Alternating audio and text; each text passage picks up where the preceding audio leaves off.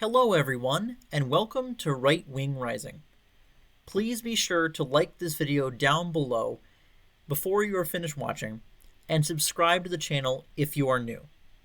So this video is going to be part 3 of my new series, 240 to Win, talking about the roughly 240 elections around the country that will be the most competitive and the most important to watch this coming November, and also the most competitive and important to watch primaries happening throughout this year leading up to the general election in November.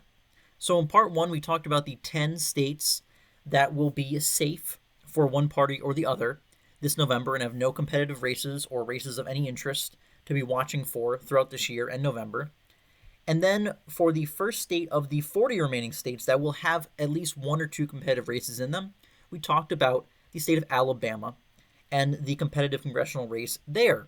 So for part 3 today, we are going to move to the state of Mississippi, which will be going in the column of states with some races to watch, along with the state of Alabama. As we scroll up here and put it in that column. And this might be a surprise to some people because Mississippi is viewed as the quintessential safe Republican state from the Deep South. And while that is overall true, it is an interesting state to look at the presidential level, as it has been closer at the presidential level in past years than many would really guess, especially when you compare it to neighboring states such as Arkansas, Alabama, Tennessee, or even Louisiana, states that Republicans frequently get over 60% of the vote in, or at least win by 20 points or more at the presidential level. And this is actually not the case in Mississippi, by and large. And I think it's worth paying attention to and looking at why, what we should expect the results to look like in 2024 between Trump and Biden, and what this means for the political future of the state going forward in years to come. So I want to start this off by going all the way back to the 2000 presidential election. Bush beat Gore here with almost 58% of the vote, winning by 17 points in the state. So a pretty good margin. Definitely a bigger margin of victory than the Bill Clinton years when Clinton lost it more narrowly than most Democrats in the past few decades, since he was from the South. But the 90s are too far back to really compare to modern day. 2000 is close enough where it still holds some comparison. So then we go to the 2004 election, and Bush again won it against John Kerry, this time carrying it by almost exactly 20 points, with 59.5% of the vote, almost clearing the 60% mark in the state. And from the 2000 to the 2004 election, the nation as a whole moved to the right 2 points, so it moved to the right after the 2000 election. Now we go to 2008. McCain only won the state by 13 points against Barack Obama, which is not super surprising because McCain did not do well in many states that Republicans normally do very, very well in, including losing places like Indiana and North Carolina. But the country as a whole, from the 2004 election, shifted about 9 points to the left, whereas Mississippi only shifted 7 points to the left, so it still moved to the right as a whole compared to the country. Even still, this showed that Mississippi could be more competitive than other southern states under the right conditions. And then in 2012, we see that, shockingly, Romney actually won it by less than McCain, only winning it by 11.5 points, only getting 55% of the vote in the state. So despite the country moving 3 points to the right after the 2008 election, Mississippi actually moved to the left, getting more competitive instead of Romney getting a higher margin of the vote once again. But that changed in 2016 when Donald Trump won the state by almost 18 points, getting 58% of the vote in the state. Now from 2012 to 2016, the country moved about 1.5 points to the right, whereas Mississippi swung almost 6 points to the right, moving much more in the Republican direction than the nation as a whole. And in 2020, Trump also beat Biden by a similar margin, by about a point less, since Biden actually cleared 41% this time, and Trump's margin dipped ever so slightly, giving him about a 16.5% margin of victory, which was almost exactly in line with the movement to the left of the entire country from 2016 to 2020. Now, you might be asking, why am I even talking about the state? Because even in a bad year like 2020, for Republicans, Trump still got almost 58% of the vote, and he won by almost 17 points. So still a safe Republican state by most metrics. Even still, it holds the distinction as the one state in the South that Republicans have a consistently hard time at dominating and winning by large margins. And that given the right scenario, Democrats can win or at least be competitive, voting more in line with states like Indiana, which it actually voted to the left of in 2016, rather than states from the Deep South that are dark red Republican. And we also can look to the 2018 midterm Senate elections. Cindy Hyde-Smith, who had been appointed to the Senate by the governor to replace a Republican that had retired in this seat, was running for election to fill the remainder of that term. And we can see from the results here that she only won by about 7 points in the state, not even being able to clear 54% of the vote in the runoff, and she only got the top spot in the first round by about 3,000 votes and 0.3% against the Democrat, Mike Epsy. And then in 2020, when she ran for re-election to the seat with Donald Trump on the ballot, in 2020, mind you, she still only won by 10%, getting 54% of the vote against the same opponent. And even in 2023, we saw the incumbent governor, Tate Reeves, barely hold on by the skin of his teeth against the Democrat opponent, Brandon Presley, the public service commissioner of the state.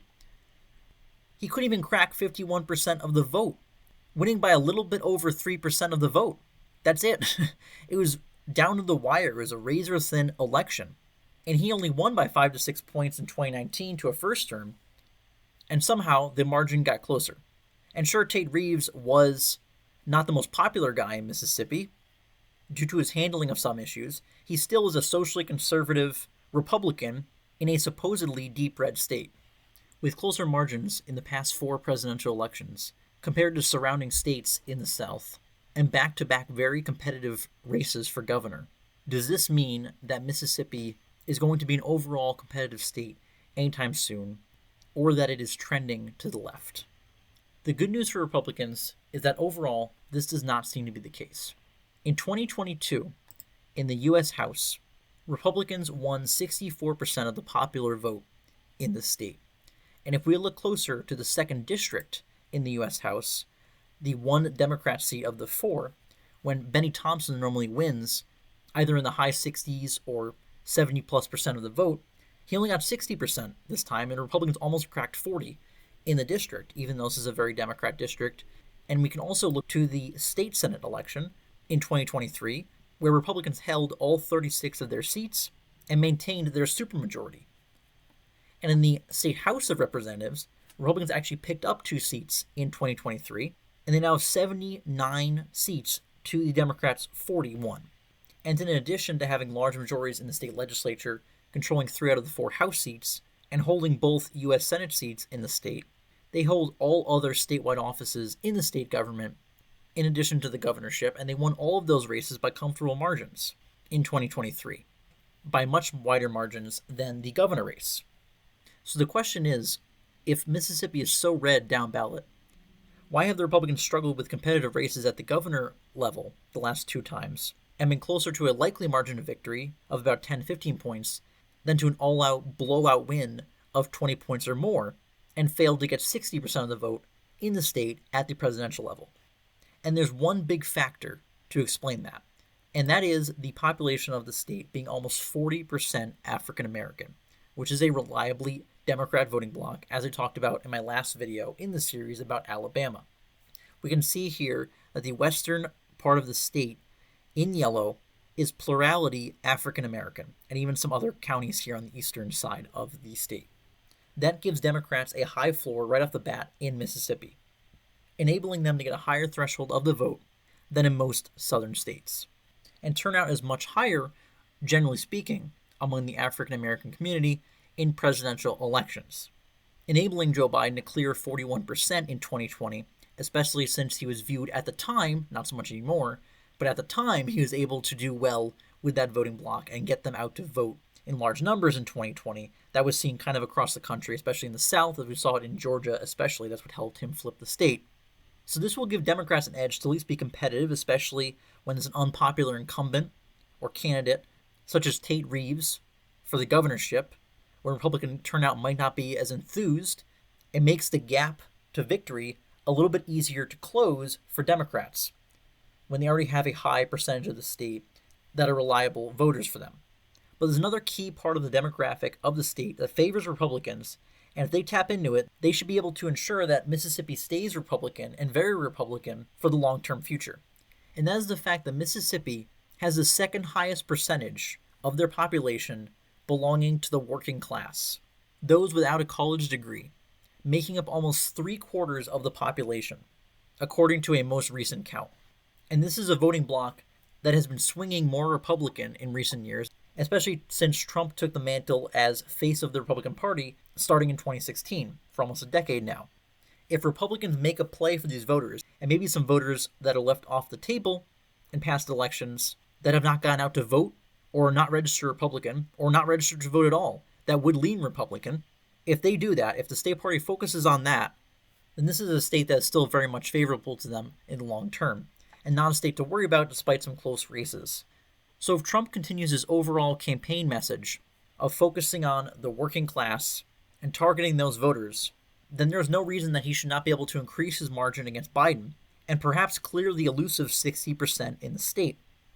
As we look at the primary results, Donald Trump got 215,000 votes, 92% of the Republican electorate voting in the primary, whereas Joe Biden only got 88,000 votes in the state, with Trump almost tripling his vote total.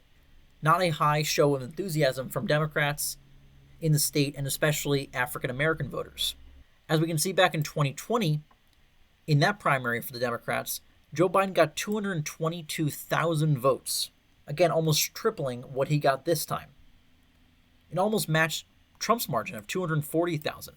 So while Trump's margin only decreased by about 25,000 votes from his primary performance in 2020, Joe Biden's decreased exponentially by almost 150,000, which could be pointing to a perfect storm for a great performance by Republicans and Trump in the fall. Trump at the top of the ticket, driving up enthusiasm among the working class voting bloc and among Christians to get out and vote for conservative Republicans up and down the ticket, and a lot of African American and typical Democrat voters being unenthusiastic to get out and vote for Joe Biden. This could be a perfect storm in the state of Mississippi to give Republicans their biggest margin of victory in the state in years. And therefore, it will be very interesting to watch on election night, the margin of victory as it comes in.